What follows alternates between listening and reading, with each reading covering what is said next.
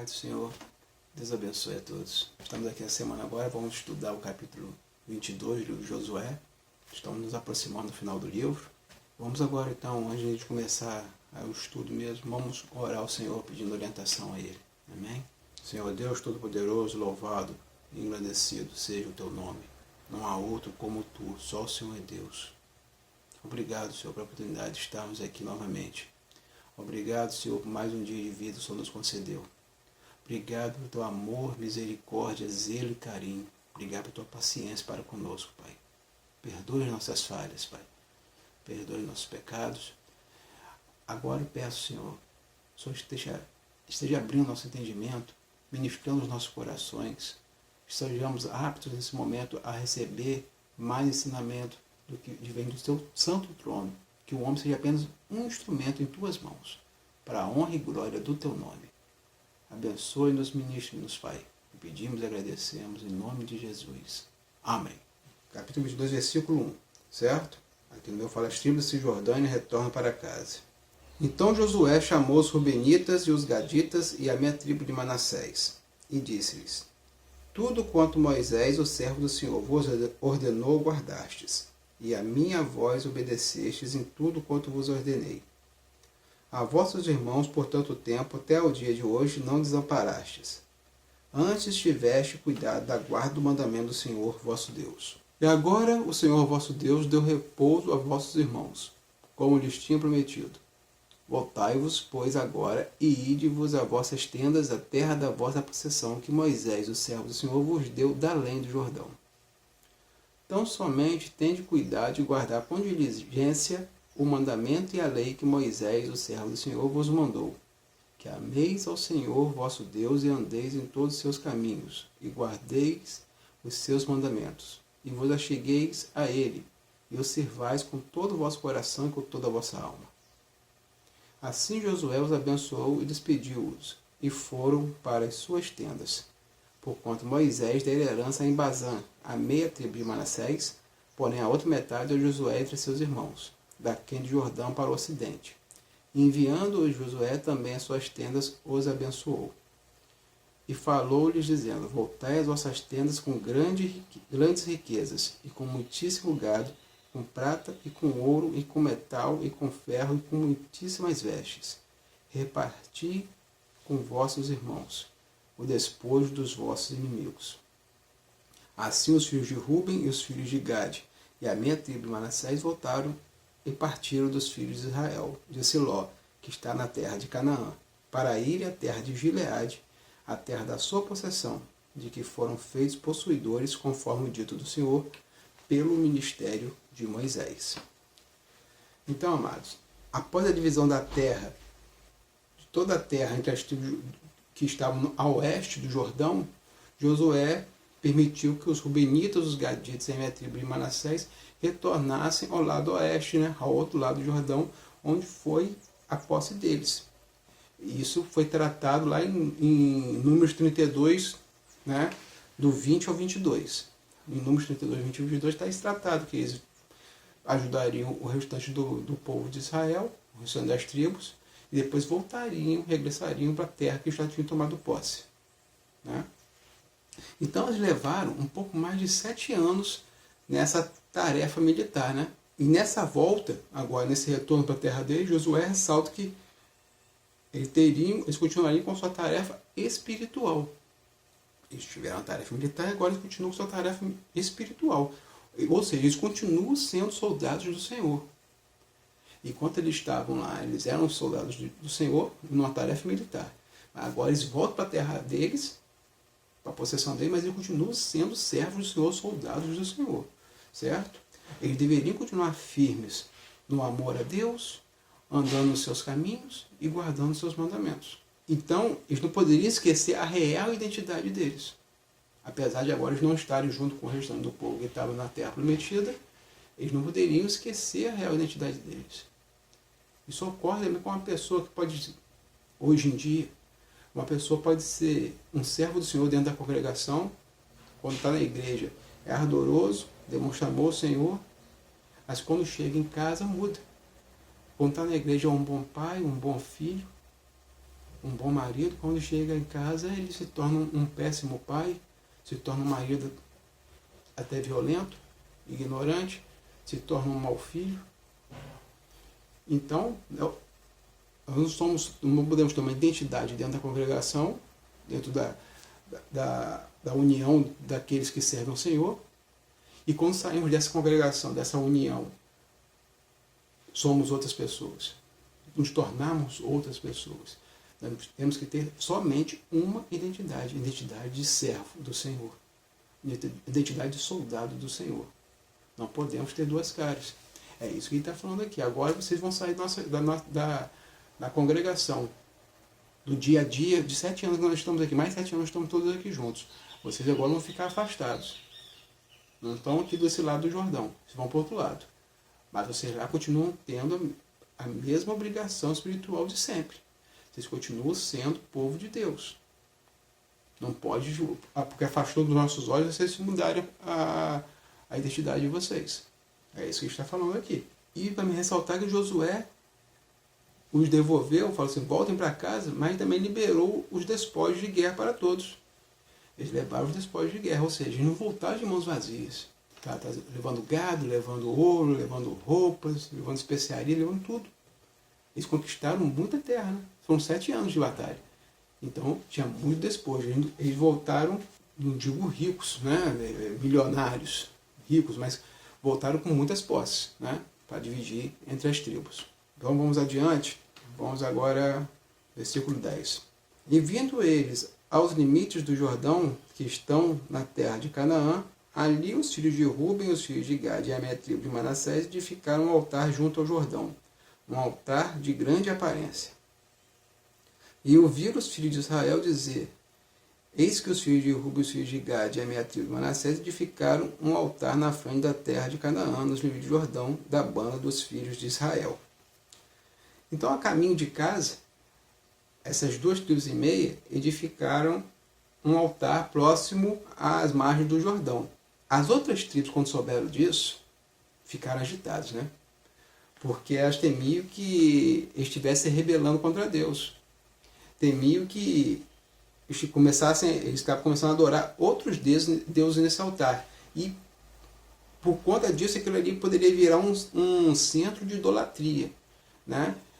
E esse centro de idolatria provavelmente ia trazer e fazer que Deus viesse a punir toda a nação. Eles entendiam que a punição por todo Israel, porque eles eram parte da tribo de Israel. Então, se eles começassem a fazer as coisas erradas ali, começar a adorarem deuses pagãos e sacrificarem para eles, Deus ia punir toda a nação por isso, não só eles. Então, já começaram a temer isso e até ficarem enfurecidos, né? A gente vai ver adiante que eles preparam até uma guerra, o 12. Ouvindo isto, os filhos de Israel, ajuntou-se toda a congregação dos filhos de Israel em Siló para saírem contra eles em exército, ou seja, em guerra.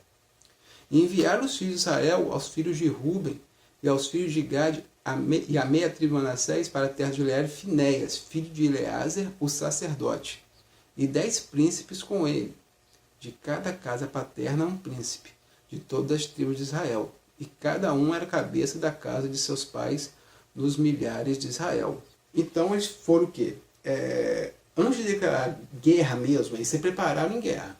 Prepararam o exército para atacar essas 2 tribos e meia. Mas antes de declarar guerra às tribos do leste do Jordão, eles enviaram uma delegação, né, para averiguar realmente qual era a situação. E isso foi um princípio ensinado. Isso não partiu do nada. Eles tinham um princípio ensinado que está lá registrado em Deuteronômio, capítulo 13, do versículo 12 ao 14. Quando ouvires dizer de alguma das tuas cidades que o Senhor teu Deus te dá, para ali habitares, que uns homens, filhos de Belial, saíram do meio de ti, que incitaram os moradores da sua cidade, dizendo, vamos e sirvamos a outros deuses que não conheceste, então inquirirás, informar-te-ás, e com diligência perguntarás, e eis que sendo esse negócio verdade, é certo que se fez uma tal abominação no meio de ti. Aí o que acarretaria, quiserem continuar lendo, acarretaria a morte de todos. Mas, ou seja, existia um princípio que trazia o que? Você primeiro saber ao certo o que estava acontecendo e não tomar uma medida por impulso. Essa atitude aqui vai evitar o quê? Uma guerra civil dentro de Israel. O pessoal chegando a Canaã já vai ter uma guerra civil. Então isso mostra que não podemos ser guiados pelo impulso. Não podemos ser impulsivos, porque a gente vai acabar cometendo uma injustiça irreparável. Então isso aqui seria uma injustiça irreparável, porque até morte é matar o povo à toa. Devemos aprender a ouvir todos os lados, entender o que está acontecendo verdadeiramente para não metermos os pés pelas mãos. É isso que é necessário. Isso aqui é um princípio de sabedoria, um princípio de tolerância. Né? Isso aqui é uma coisa que nós temos que trazer para a nossa vida. Porque muitas vezes nós tomamos medidas impensadas antes de ouvir os dois lados de uma situação que a gente vem ao nosso conhecimento e nos tornamos juízes injustos. Tá? Então temos que ter esse mesmo princípio em nossas vidas. Antes de qualquer atitude, não ser impulsivo e entender o que está acontecendo verdadeiramente. Vamos ler agora o versículo 15. E vindo eles aos filhos de Ruben e aos filhos de Gad e à tribo de Manassés, a terra de Gileade, falaram com eles, dizendo: Assim diz toda a congregação do Senhor: Que transgressão é esta com que transgredistes contra o Deus de Israel, deixando hoje de seguir o Senhor, edificando-vos o altar para vos rebelardes contra o Senhor? Foi-nos pouco a iniquidade de Peor, de que ainda até o dia de hoje não estamos purificados, ainda que houve castigo na congregação do Senhor? Para que hoje abandonais ao Senhor? Será que rebelando-vos hoje contra o Senhor, amanhã se irará contra toda a congregação de Israel? Se porém, que a terra da vossa possessão é imunda, passai-vos para a terra da possessão do Senhor, onde habita o tabernáculo do Senhor, e tomai possessão entre nós. Mas não vos rebeleis contra o Senhor, nem tampouco vos rebeleis contra nós, edificando-vos um altar, afora o altar do Senhor nosso Deus. Não cometeu Acã, filho de Zerá, transgressão no tocante ao anátema? E não veio ira sobre toda a congregação de Israel? Assim que aquele homem não morreu só na sua iniquidade. Então, amados, as tribos viam nesse altar uma ameaça contra todo o povo. Tá? Porque eles aprenderam que o pecado traz consequências não só para aquela pessoa que comete o pecado, mas para todos que estão em torno dele. No caso aqui, o pecado trazia consequências para todo o povo. Né? Eles aprenderam isso. Então a delegação ofereceu até o território para eles. Olha, se vocês estão achando que a terra que vocês estão é imunda, uma terra que não é a terra que Deus prometeu para vocês, vocês vêm para cá, para o outro lado do Jordão, e a gente vai dar posse de terra, território para vocês. Agora, não façam isso. Eles argumentam, eles começam a lembrar dos sofrimentos que o povo já passou. O sofrimento que passava pela iniquidade que houve lá em Peor. Isso está em Números 25, do 1 ao 18. E também lembrando das consequências que houve pela desobediência e fidelidade de Acã, que foi aqui nesse mesmo livro de Josué, no capítulo 7. Isso está registrado no capítulo 7. Que ele trouxe um anátema, ele trouxe o que era amaldiçoado da terra onde eles tinham vencido, que foi Jericó. Eles pegaram o Acã pegou o anátema e trouxe para a tribo, dentro da congregação, e estava escondido. E depois eles foram lutar e perderam porque existia maldição dentro da tribo. E ele morreu, foi morto a pedradas, não só ele, mas todo o clã.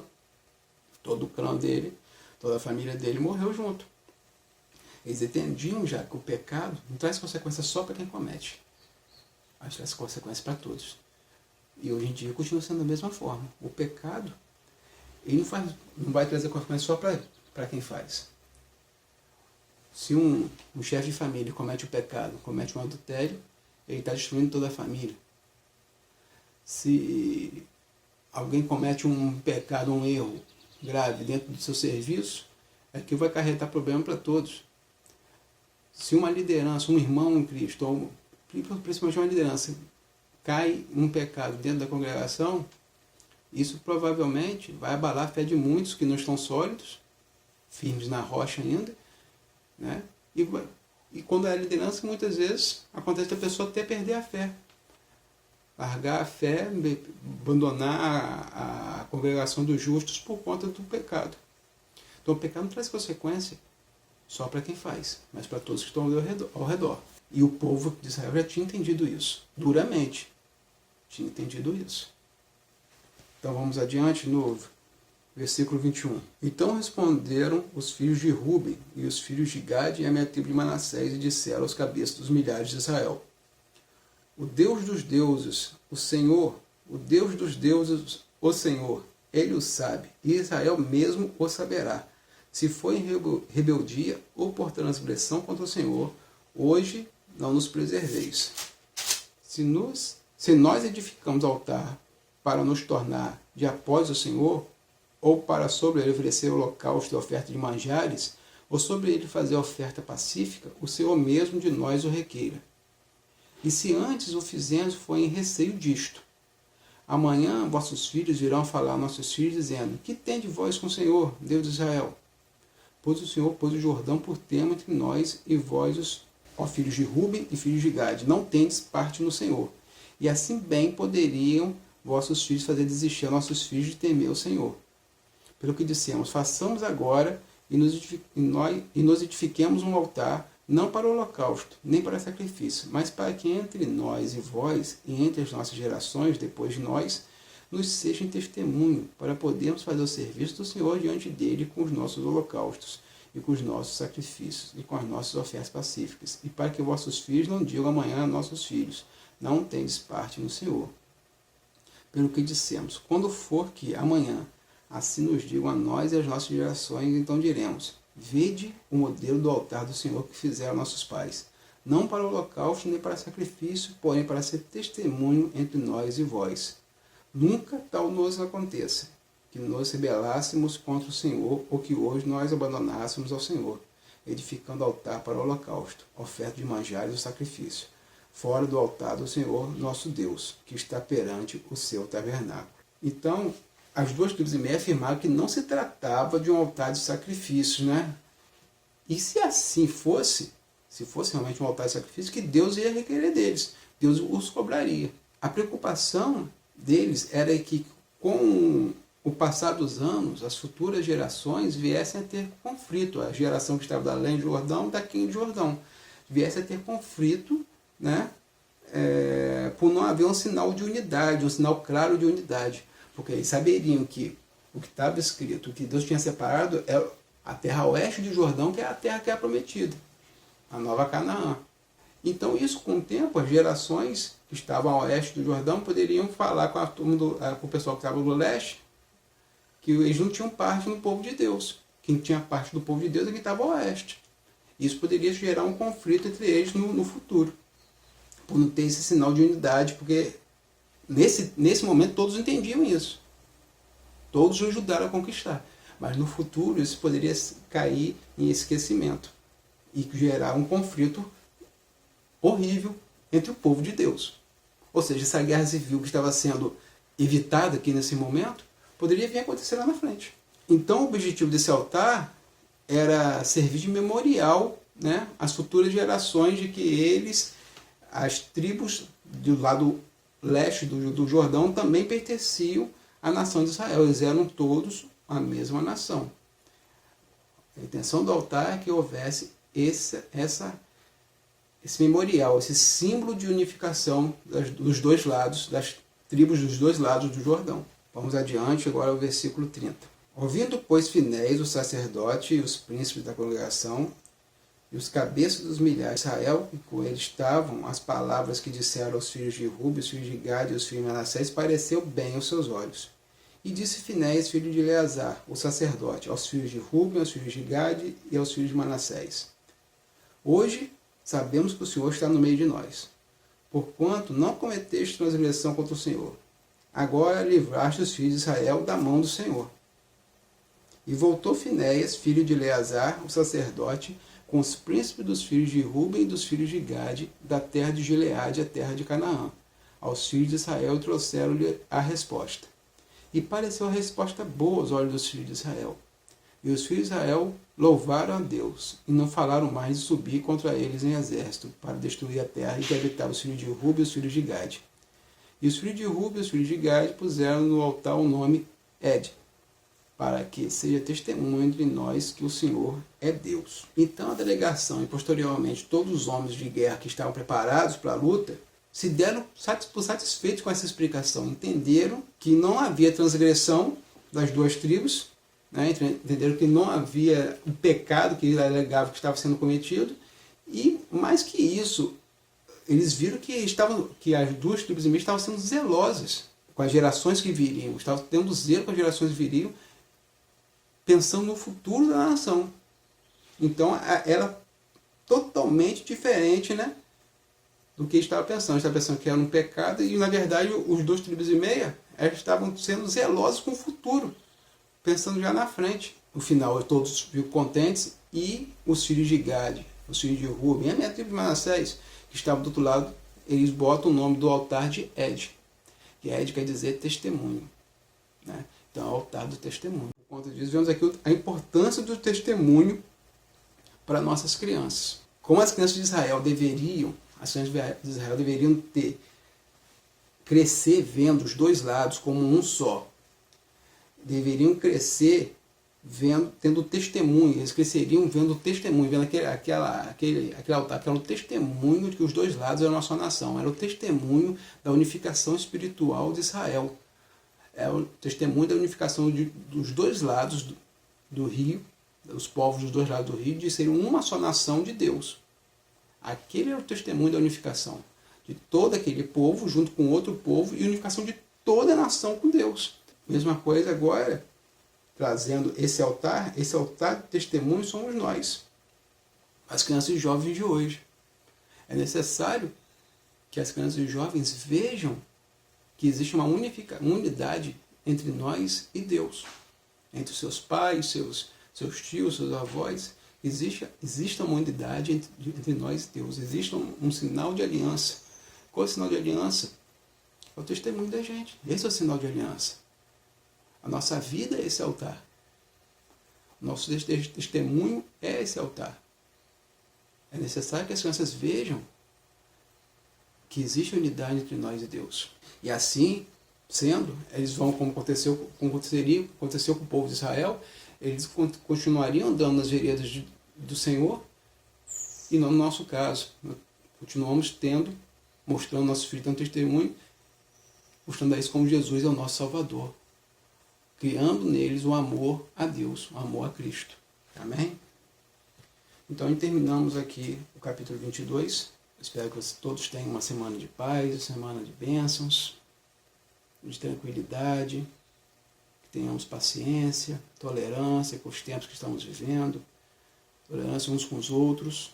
Eu sei que não está sendo fácil para ninguém, mas com Cristo nós vamos superar tudo isso. Estamos na tempestade, mas estamos firmes na rocha. O Senhor está conosco no barco. Amém? Senhor, Todo-Poderoso Deus, louvado seja o Teu nome. Obrigado, Senhor, por tudo que foi feito aqui. Obrigado, Pai, por ministrar os nossos corações. Que possamos aprender mais e mais a Tua Palavra e pormos em prática em nossas vidas. Venhamos a ser menos impulsivos. Venhamos a aprender a descansar mais no Senhor. Só nos dê sabedoria, Pai, para evitar problemas que por nosso impulso, por nossa desobediência, venhamos a cometer. Que nós possamos ser testemunho, dar testemunho, Pai, do Senhor em nossas vidas. Não porque somos bons, não porque somos especiais, diferentes dos outros, mas porque somos servos do Senhor e temos amor ao Senhor. Temos alegria em servi-lo. E que esse seja o testemunho para nossas crianças e nossos adolescentes. Que as pessoas possam ver Cristo em nós para a honra e glória do nome do Senhor e não para nós. Que nós venhamos a diminuir, o Senhor a crescer cada vez mais. Que a alegria de viver para o Senhor esteja no coração de cada um de nós. E nos nossos filhos também. Ó Pai amado, Pai querido, louvado e engrandecido seja o Teu santo nome, ó Deus. Muito obrigado. Nos dê uma semana de paz, uma semana de alegria. Uma semana vivida na Tua presença, Pai. Que a paz do Senhor esteja sempre em nossos lares, em nossas vidas. Muito obrigado por tudo, Senhor. Muito obrigado. Receba a nossa oração em nome de Jesus. Amém. Uma semana abençoada. Até semana que vem, tá? Com o capítulo 23. Que Deus abençoe a todos. A paz do Senhor.